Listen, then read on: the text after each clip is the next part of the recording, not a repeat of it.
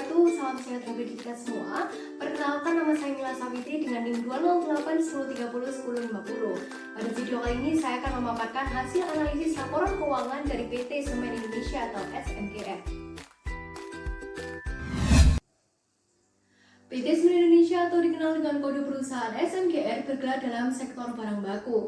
Berdasarkan anggaran dasar perusahaan, ruang lingkup kegiatan SMGR adalah bergerak dalam bidang industri semen. Perusahaan ini berdiri pada 7 Agustus 1957.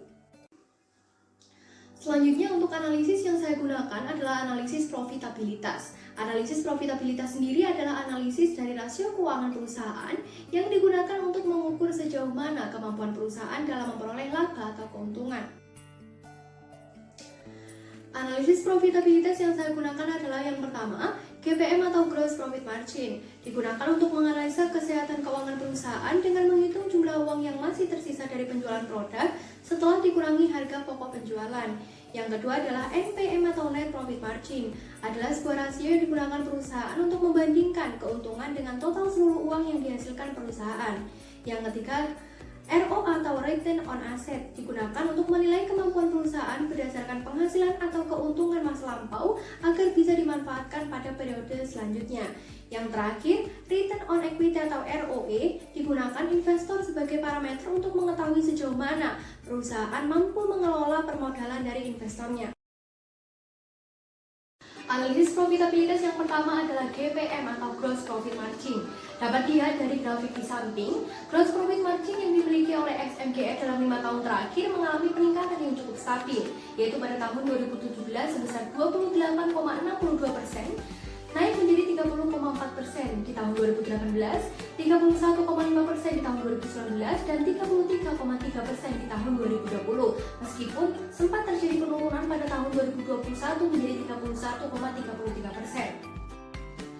Analisis profitabilitas yang kedua adalah NPM atau Net Profit Margin. NPM yang dimiliki oleh SMGR untuk 5 tahun terakhir mengalami fluktuasi seperti yang terlihat pada grafik di samping.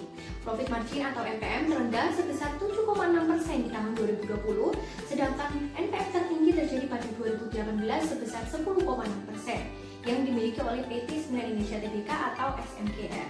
Net Profit Margin atau NPM sendiri berpengaruh positif terhadap harga saham. Analisis profitabilitas yang ketiga adalah Return on Asset atau ROA. Dalam tabel di samping dapat dilihat bahwa Return on Asset atau ROA SMGR dalam 5 tahun terakhir cenderung mengalami penurunan. Tahun 2021 menjadi tahun yang memiliki nilai paling rendah dalam 5 tahun terakhir, yaitu sebesar 2,72%. Hal ini menunjukkan bahwa kemampuan perusahaan dalam menghasilkan laba dengan menggunakan total aset semakin menurun dari tahun ke tahun. Analisis profitabilitas yang terakhir adalah Return on Equity atau ROE. Dapat dilihat dari grafik di samping bahwa Return on Equity atau ROE dari perusahaan SMGR mengalami fluktuasi dalam 5 tahun terakhir, tapi cenderung turun karena nilai ROE tahun 2021 memiliki nilai terendah dalam 5 tahun terakhir, yaitu sebesar 5,23%. Hal ini menunjukkan bahwa terjadi penurunan kemampuan perusahaan dalam mengelola permodalan dari investornya.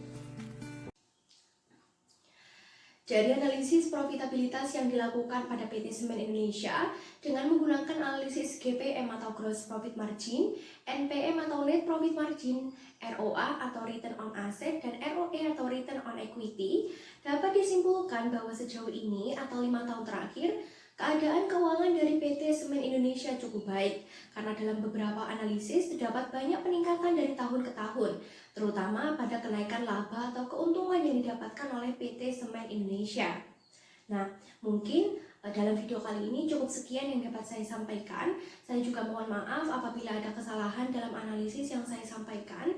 Kurang lebihnya saya mohon maaf, dan jangan lupa like, komen, dan subscribe ya. Terima kasih.